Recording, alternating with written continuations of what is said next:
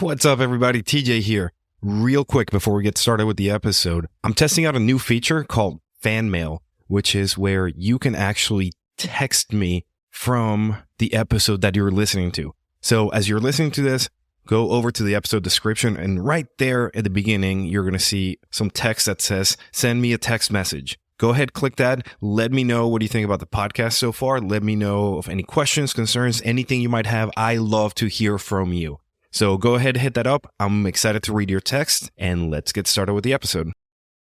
Nobody gets out of this alive, and the only thing you can do is squeeze as much good out of the time you have here. You see every day how quickly this can be taken away from you, and you are really pissed off about it, or you go, all right, I'm just going to live my life as best I can.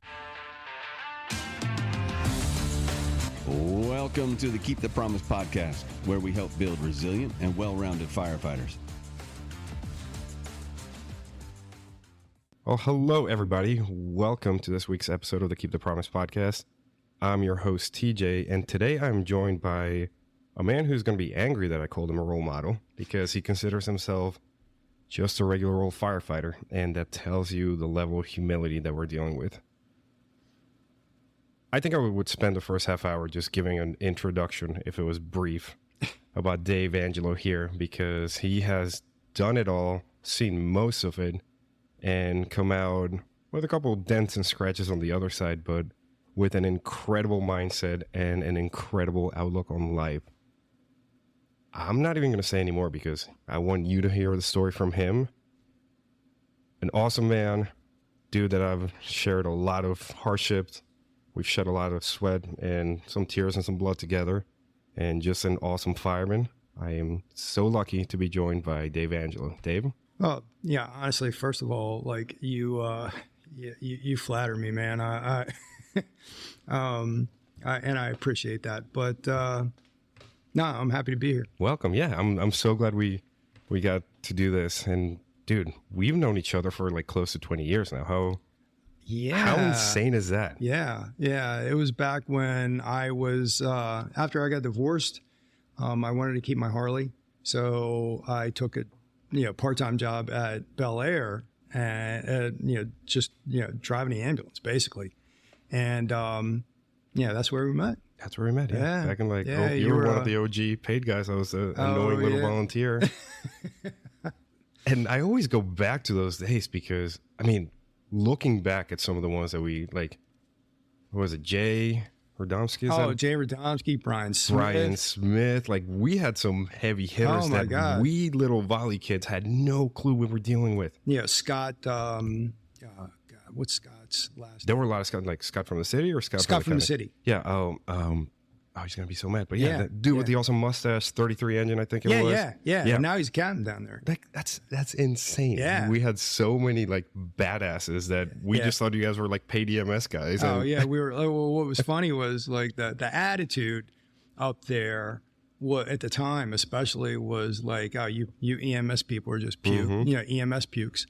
And don't even look at that fire engine. And I'm like, yeah, I don't give a fuck what you think. I'm trying to. It was somebody, might have been Pudge. Somebody got in trouble because it was a working fire. Second floor crews were getting in a tight spot, and one of the EMS paid guys with a ton of fire experience on the side picked up a ladder, threw it to the second floor. The crews were able to exit safely, and the board of directors and the office, like, everybody just lost their minds. They're like, paid person touched the ladder, and we're like, yeah, the driver wasn't throwing ladders. Like, thank God they did.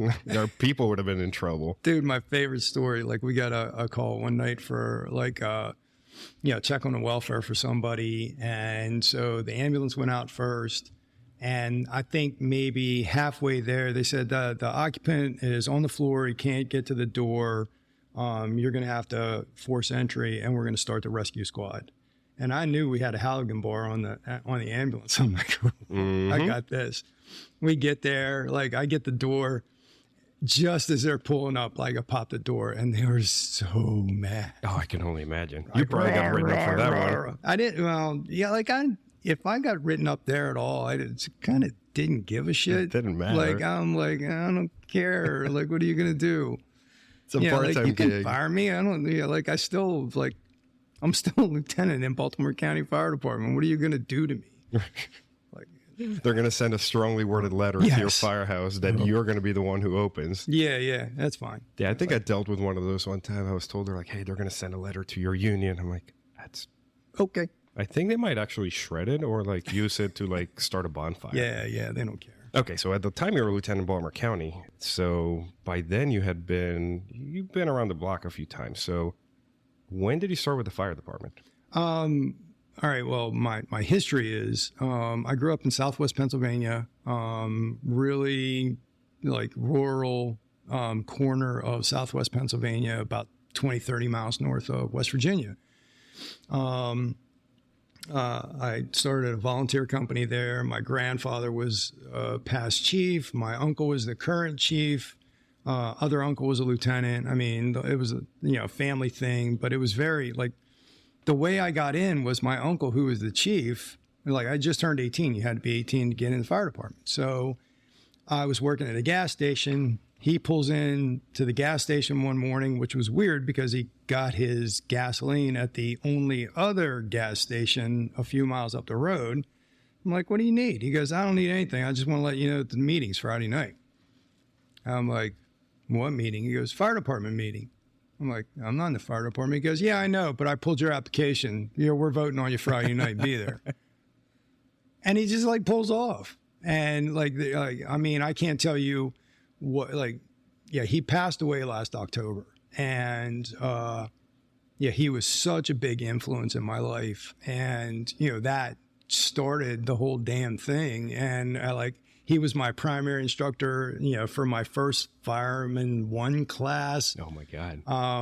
Yes. And, he was very serious at the time. And he just kind of like guided me into the fire service. And had it not been for him making me do that, I'm not sure I would have done it. I was like, I don't know about this stuff, but he set me on a path that, got me to where I was and where I am. And, I truly, super appreciate what he, everything he did. It's crazy to think how those small interactions can have that ripple effect, right? He pulled in to get gas and you're like, what are you doing? Right. Well, and here you are now. And talking about small interactions, my other uncle, who's a lieutenant, was reading the Pittsburgh Press. And this was back, before the internet. Like, this is 1985. Bro, I wasn't even born yet. Right. I know. Most people aren't. Kind of old. So he reads an ad in the Pittsburgh Press for Howard County Fire Department. And he calls me on the phone. He's like, hey, Howard County Fire Department, Howard County, Maryland Fire Department's hiring. They're giving the test. You want to get an application? I'm like, where the hell is Howard County, Maryland? He's like, I don't know. We'll find it. I'm like, all right. And literally he found that blurb in the paper, called me, and he said, well, I'll call for applications, and I know him, and he'll say one thing and do another. I'm like, no, I'll make sure we get them. So I called. They mailed us the applications. Oh my God.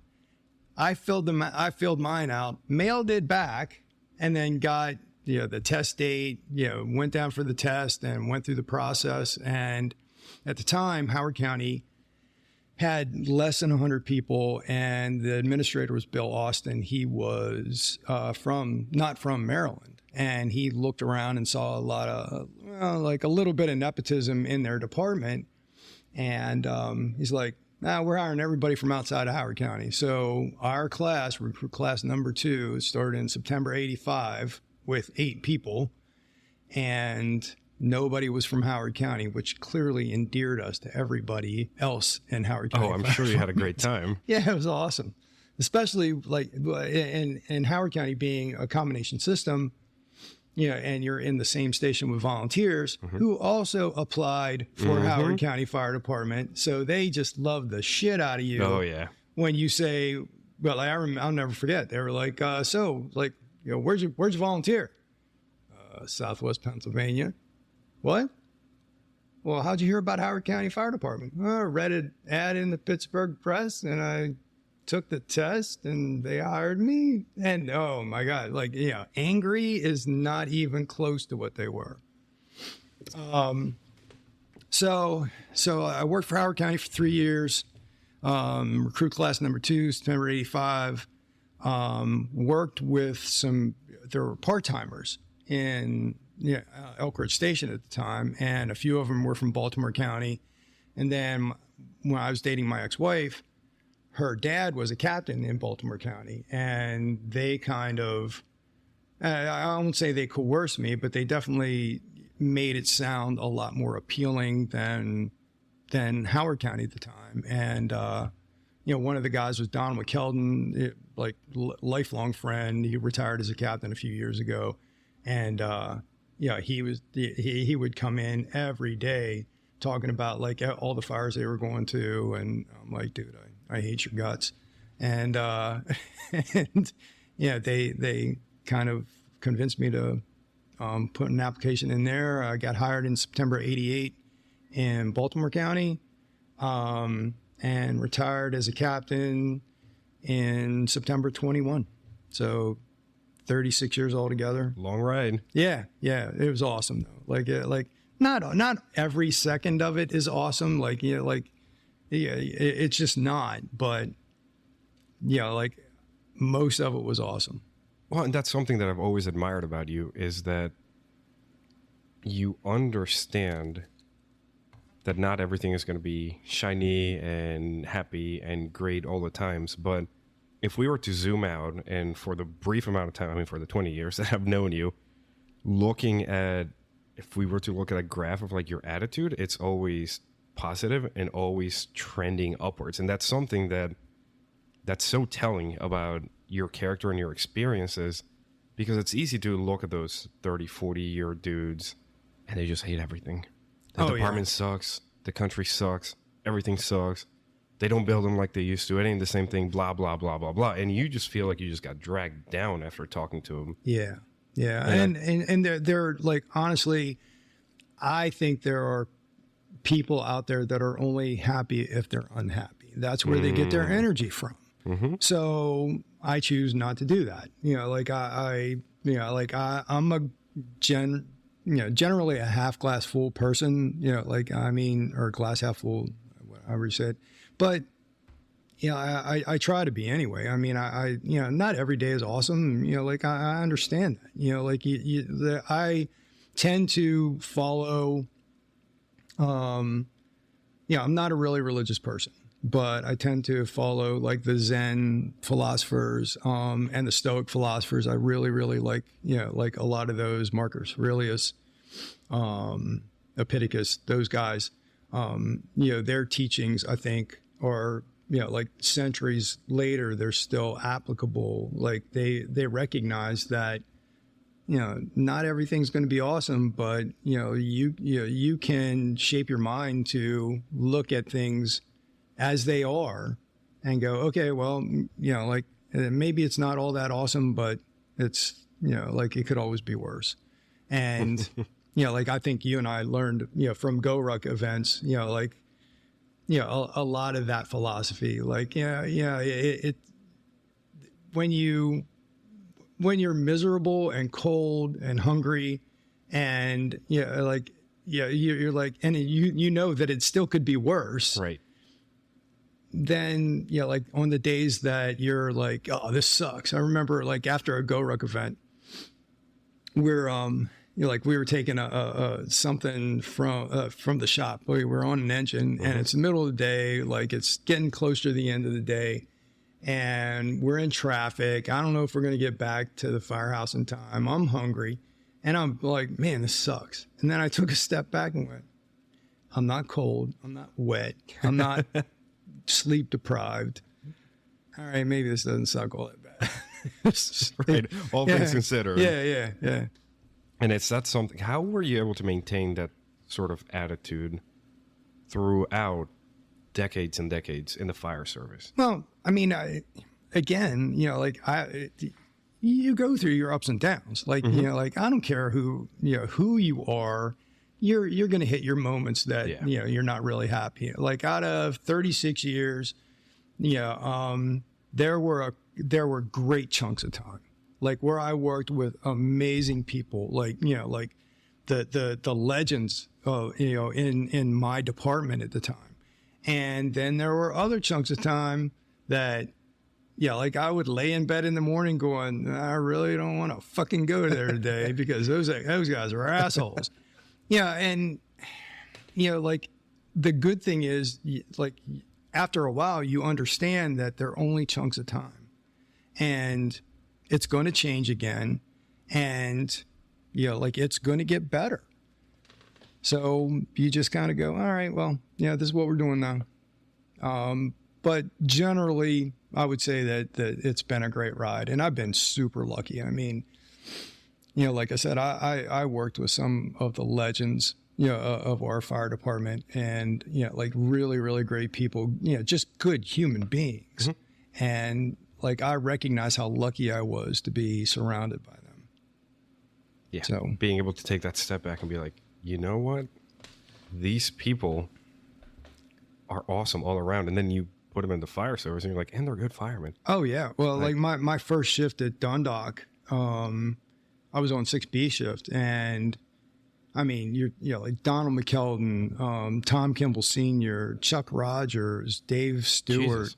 I mean, like, like Billy Allenbaugh, like these guys were like wound up being legends in our department. Like, like just solid, good human beings, good men. And I'll even say, like, I hate that, even in 2023, women are still getting attitude from dudes in the fire service. So when I say men, like it's just because most of the people I worked with were men back then. But, I worked with some amazing women in the fire service, like just as amazing as the men in the fire service. So like, I don't, I like that still bugs me. I think if you don't give a shout out to like Sophia and Lindsay, they're going to whoop your ass. Well, like, oh, man, well, Sophia is just, she's like my little sister. I just, like I love her to death. And Lindsay was just a badass. She's just, she's doing great things now. Oh my God. Oh, she's next. She's next on one of these episodes. Oh yeah. I already told her you have no recourse. I'm interviewing you. Yeah. Just because again, her story, just like yours. Yeah. Pretty Just incredible. amazing. Yeah. Yeah. So she's, she's doing amazing things, and I'm just like really happy for her that she has found her niche. And, she's doing good shit. Like, I actually, I'm on the peer support team. I think we'll talk about that later. But I suggested to the leaders of the peer support team that we reach out to her because she's, like specializing in PTSD and specifically fire department related PTSD. And it's a big thing. Yeah. Talk about a subject matter expert, somebody who has been there, done that. Yeah. And Yeah. We sometimes in the fire service, we find it so difficult to relate to an outsider, quote unquote. Oh, we do. Like 1,000%.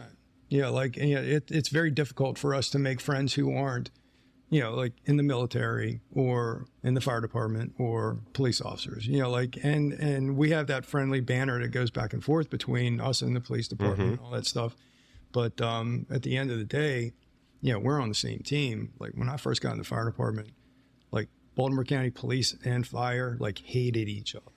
Like we would shut down roads just to piss them off, or our captains, would, and they would park right in front of the goddamn burning building, like every goddamn time. And, but by the time we got to the end of my career, we just had such a good rapport with the police department. And, they were just, like wonderful to be around. Like they had our back, we had their back, and we all knew it, and there was never any question to that. And I think that's why it's so important, taking it back to Lindsay, is having that person that we can relate to who understands where, I mean, she's been through hell after Stricker Street, and but she can see it from that professional perspective, but also from the personal perspective of like, hey, I too once wore turnout gear Oh, and yeah. a uniform, and I've been there. I've been woken up at all hours of the night for years on end. And yeah, we're gonna end up like getting sidetracked and talk about all the people that we know. So tell me more about your Baltimore County career. Well, like I started at Dundalk. I was fortunate enough to go there right out of the academy. Was there for a couple years as a firefighter. I took the fire specialist exam. Yeah, I don't have a list of like the years, but I was a couple years I was a firefighter. When I was eligible, I took the fire specialist test. Got promoted to fire specialist. I went to 57 for a year. Back when it was a working steel mill. Okay. That was fascinating. I bet. Oh, it was, because we're not trained for that. We're not like, it doesn't get any heavier industrial than a working steel mill. Those, because there's going to be a lot of people who don't even remember what it was because it's been gone for a while. Tell us what it was. Oh, it was a major steel mill. It was what, Bethlehem Steel? It was Bethlehem Steel. Yeah. They made steel, from iron ore, coke, and limestone to the finished product. So we had, a basic oxygen furnace. They had, they made basically they made the pig iron. From the pig iron, they moved it over the BOF, the basic oxygen furnace. Added a few things, put an oxygen lance into it, and turned it into steel, and poured it into a continuous caster. The continuous caster made, I want to say they were 8 or 10 inch slabs, maybe foot thick slabs that were, I don't know, 20 or 30 feet long. And they had these slab haulers that would, move them down to the other parts of the mill, and then they would take it to the coil mill. They would, do the hot strip where they would basically work it down into whatever width the customer wanted. Right. And there was the hot strip, there was the wire mill, there was the cold strip. I mean, it was a full-blown industrial process. Yeah, it was a huge area, right? I mean, acres upon acres. Yeah, acres and acres. I mean, they had the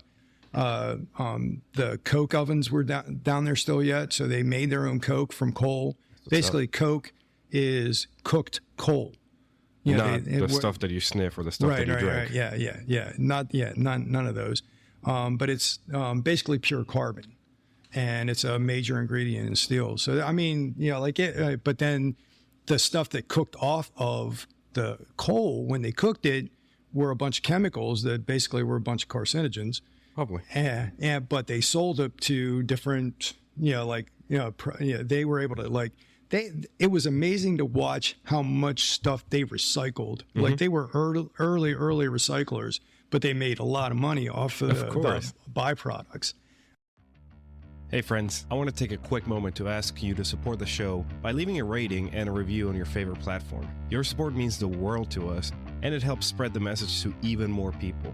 We've gotten thousands and thousands of listeners, and those high ratings help our show become more discoverable, allowing us to reach even more listeners and make an even greater impact. So, if you've enjoyed what you heard so far, please take a moment to leave a rating and a review. It only takes a few seconds, and it makes a huge difference. Thank you so much, and now let's get back to the show. So you got to see that industrial process.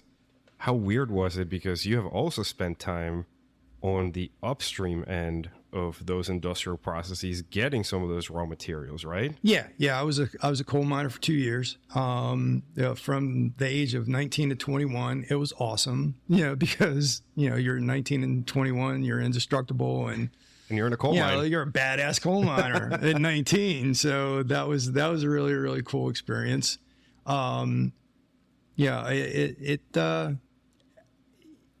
It was just awesome. I probably would still be a coal miner today if they wouldn't have laid me off. I mean, I enjoyed that.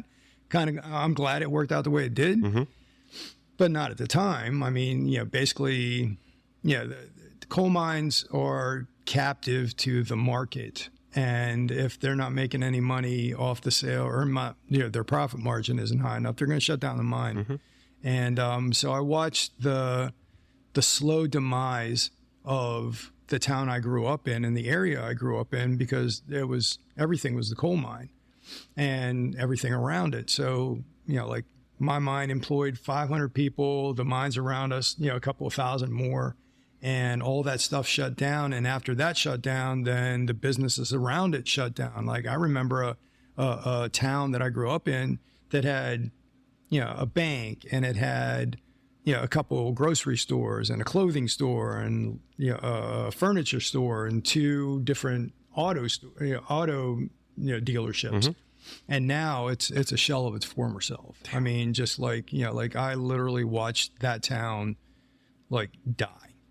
And so there's very little left there. I mean, the people that are still left there, they're doing okay, but because they adapt, and that's what you do as humans, you adapt. But it definitely is a shell of its former self, and the economy of that place is just like got crushed.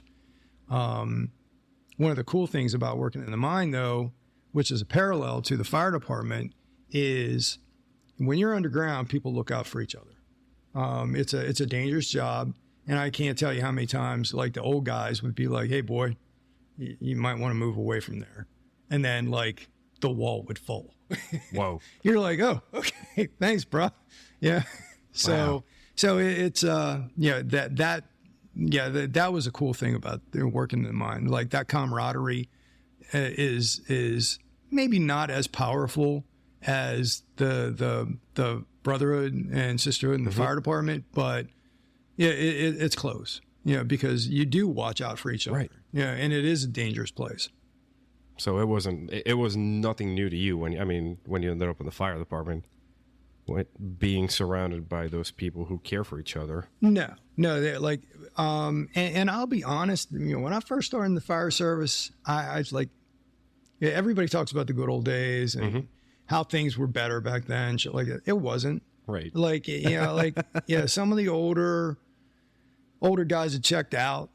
They weren't, the brotherhood to me wasn't as strong then as it is now. I think the brotherhood is stronger now than it was back then. Why do you say that? I think there are a couple of probably factors. I think, and more than anything else, it's awareness. It's the social media has a big part of it.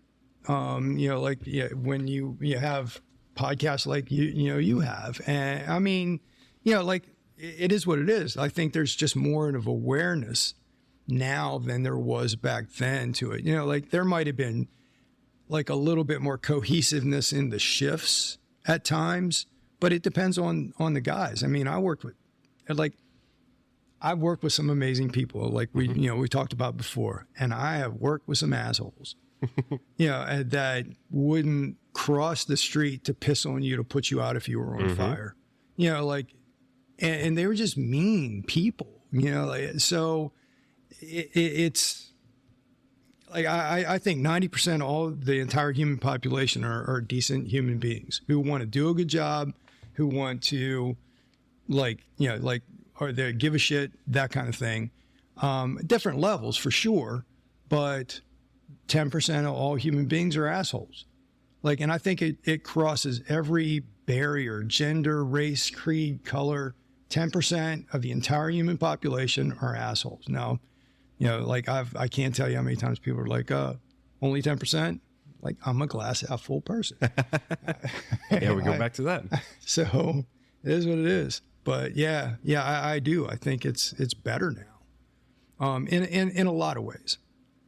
One of the blessings I had in my career was I started with the 111th recruit class 111. I was a recruit training cadre, and for every class after that, while I was employed, I did PT with the recruit classes.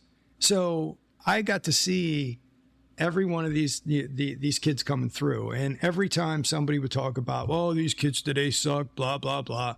I'm like, no, they don't. Like 90% of them are good, solid people. They're smart. They're motivated. They want to be here. They want to do a good job.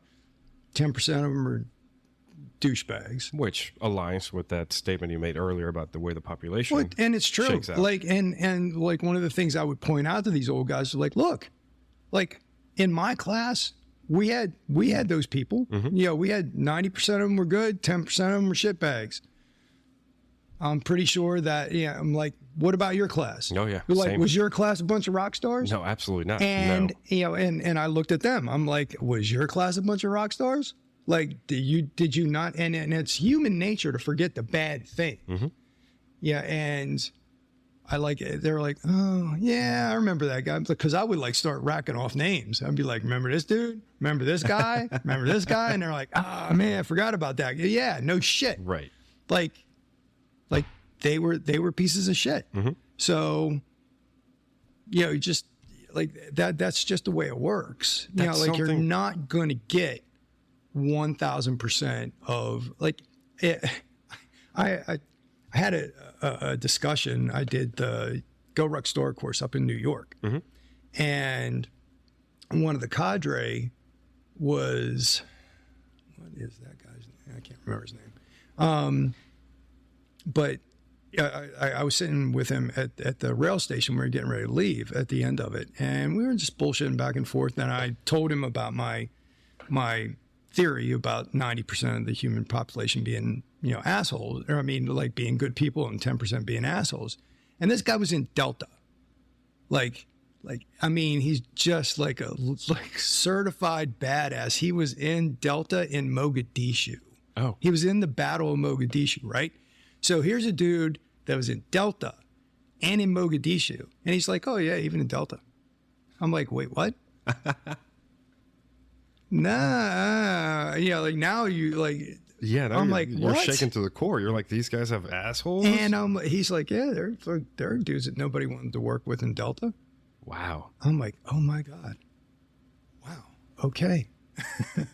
Okay, well, then that makes me feel better about my theory, I guess, but I don't know if I like that. It kind of makes our problem seem a little less right. Like you're crazy. You're not going to get rid of that. Like that's just, I think it's just built into human nature.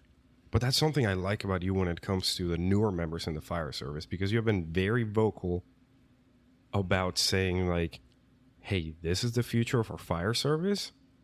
And I forget how you worded it one time, but you're like, I'm not worried. Like, it's in good hands. Oh, it absolutely is. And like these people are they're like, dude, I guarantee when me, and my classmates first got out of the academy and showed up in the firehouse, like the old guys were like, oh, these bunch of fucking kids, they're a bunch of shitbags.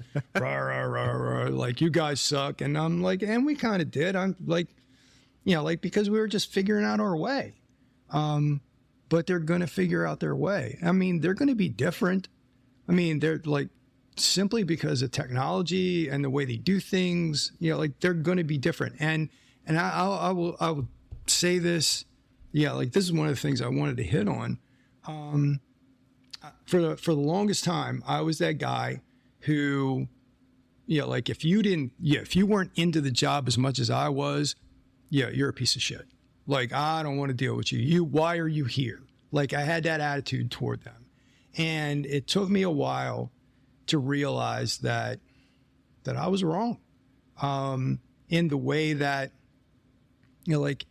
it's unreasonable of me to look at somebody and go, well, to think that everybody's going to be as into the job as me.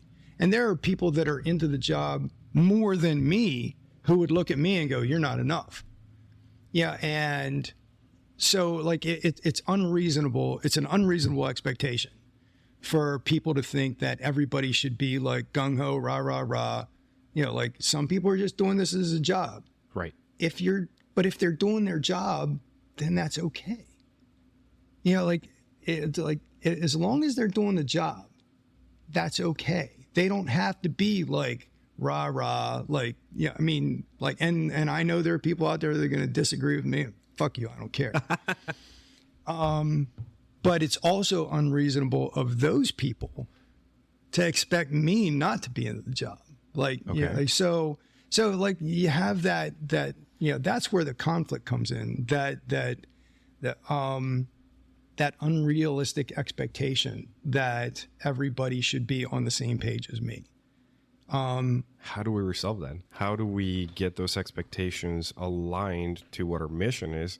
But most importantly, taking somebody who's gung-ho about the job and then dealing with somebody who may be doing it just for a paycheck, but still, being good at it. But they're doing their job. Right. How do you, and this is where I want to hit on your 30 plus year career and experiences and being in leadership roles. How do you deal with that within a crew? How do you get them all on the same sheet of music, marching in the same step and doing the same job? Well, I mean, I think, it's important to vocalize what I just said, because a lot of people don't talk about that. A lot of people just, it's the white elephant in the room.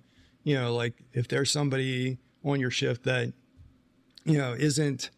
doesn't dance to your sheet of music, like you have to take a step back and go, like be objective. Are they doing the job? Like, and that, as a supervisor, that was important for me because,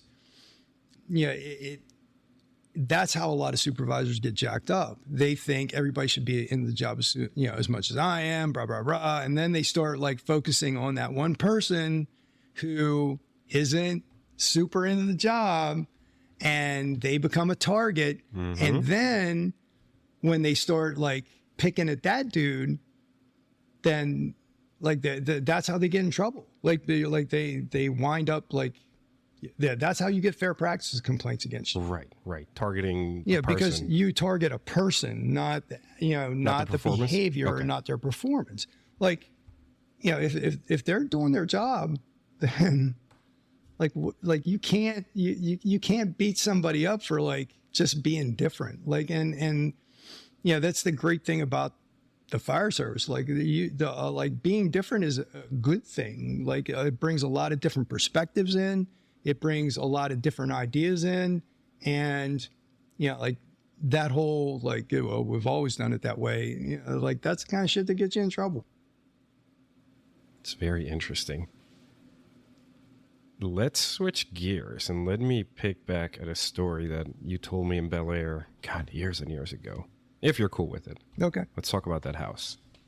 The explosion. Oh, the explosion. Okay, so November of 2003, I was a lieutenant working at Station 7 in Essex. It's a double engine company. So, like I was on one engine. I happened to be on the front engine that night, or that when this call comes in, captain was on the back engine. I had a captain who allowed me to like be in the front. And like, if I got there first, it was my command unless he felt it necessary to take over. We had a call for, it was a beautiful fall day and it turned into like a nice, cool fall night. We had a call for, a strong odor of gas and a duplex. So,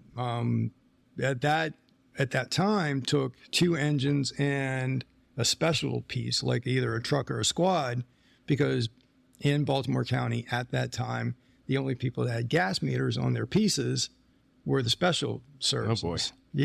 Yeah. We didn't have a gas meter on the engine. So we go out, about halfway there, dispatch calls and says, we have a report that somebody might be trapped in the house. And at that time, like I leaned back, looked at my guys. I'm like, listen, put all your shit on because we're going to have to probably go find this asshole. And who ended up being one. And so they start gearing up. Because I'll be honest, like I was as complacent as anybody else as far as gas leaks went back then. Like, I went to, we went to hundreds of them by that point. Didn't put all my gear on, for some of them. And I'm glad I got that little piece of information. So we get there, strong odor of gas out, by the sidewalk. The other engine staged at a hydrant, and talked to the lady who called. She said, yeah, like her husband has been in the house all day. He was down in the basement working. Now the basement door is locked. and we can't, we can't find him and we can't get into the basement. So we go in, we do a search of the first and second floor, don't see anything. My guy has halogen bar. I'm like, give me your halogen bar and go check to make sure that everybody's outside the other side of the duplex. Well, Sam Valencia is the guy. He hands me the bar and starts walking out. And my fire specialist was Jay Ringgold, and he's behind me. And we go, like, we're on air. We go to open the basement door, and I put the halogen bar in the door jamb, getting ready to pop it, and I remember like thinking, I don't want to touch anything metal here. And then I go to pop the door open, and then I see the space in between the door and the jamb light up. And then like shit hit the fan. Like I got thrown back. We're falling. Shit's falling on top of us. Jeez. I'm like, what the hell just happened there? And I remember thinking that maybe some shelves had fallen on us or something like that. And I'm like, all right, well, I know that if we go like 2 feet or 2 or 3 feet to the left, that's going to be the dining room, and then hook a right and go about 8 or 9 feet. We're going to be at the front door and we'll be out of here. Well, I didn't know it at the time, but the house exploded. It pushed out the foundation. The first floor fell down into the basement. The second floor fell down on top of that, and the roof caved in on top of that.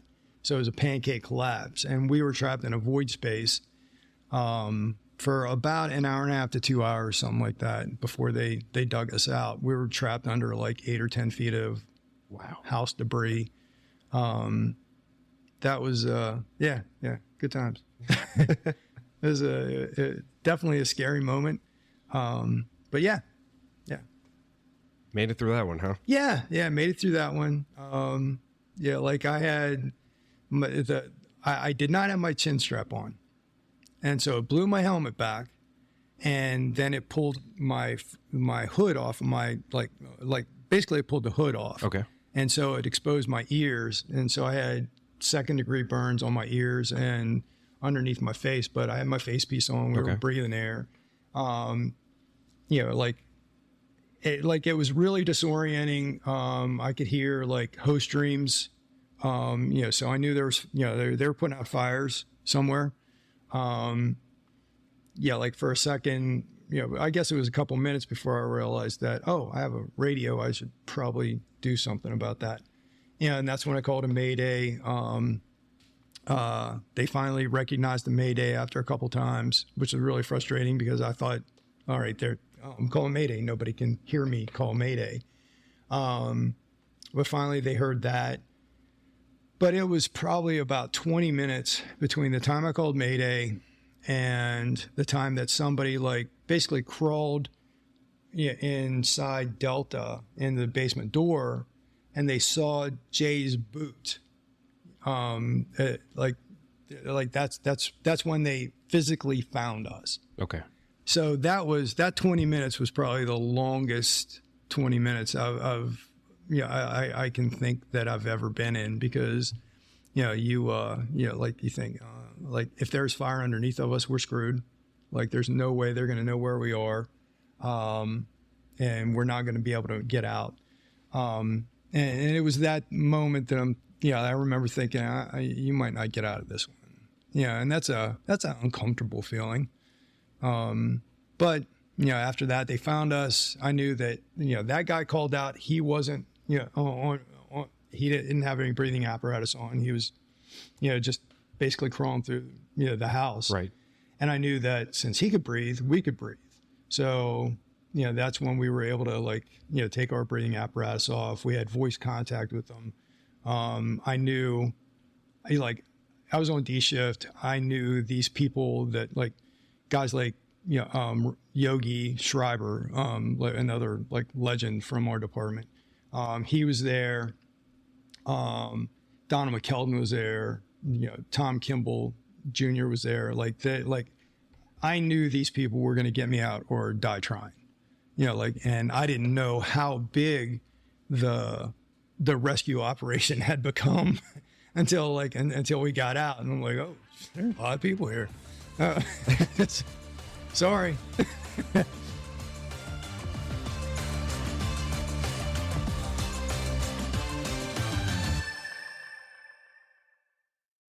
What's up, everybody?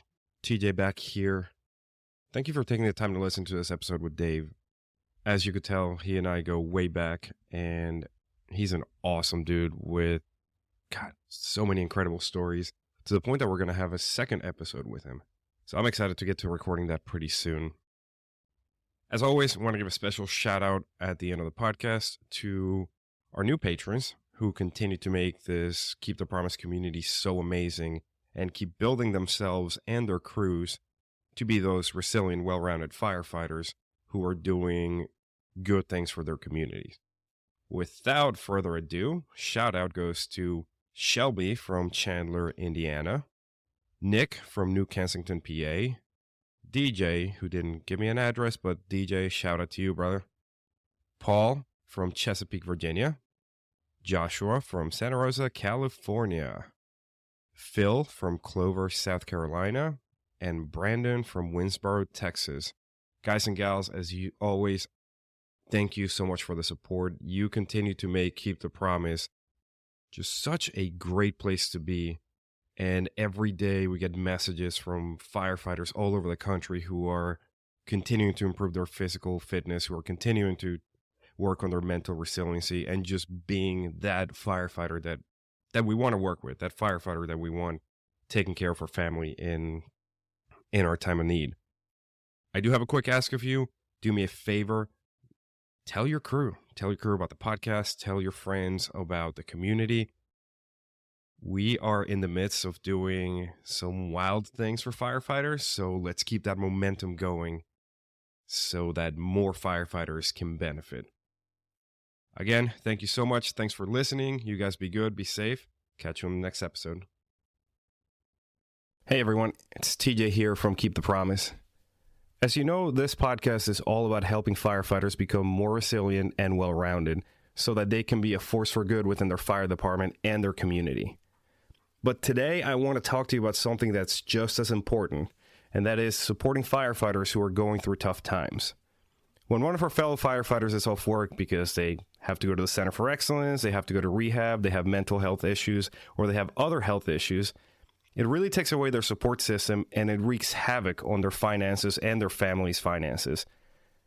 And many times, these brothers and sisters are left to struggle alone, away from their support system and the people who love them without the resources they need to recover. That's why I'm setting a bold new goal. That is to reach 150 total patrons on Patreon so that we can start a fund to help firefighters and their families during these challenging times. And I need your help to make it happen. With your support on Patreon, we'll be able to provide financial assistance to firefighter families who are battling things like addiction, depression, and cancer. We're going to help alleviate the financial strain that can come with being away from the fire department so that our brothers and sisters can focus on healing and recovering. Now, reaching 150 total patrons is a big goal, but I believe that we can do it together. And when we do, we'll be able to make a real difference in the lives of those who serve and protect alongside us. So, if you're not already a patron, I invite you to join us today. Head over to joinkeepthepromise.com and sign up today. Again, that is joinkeepthepromise.com. And if you already are a patron, thank you so much for your support. You'll be receiving some exclusive rewards and perks as a way of saying thanks. Together, let's show our fellow firefighters that we've got their back just like they always have ours. Thank you for listening. Let's get started with the episode.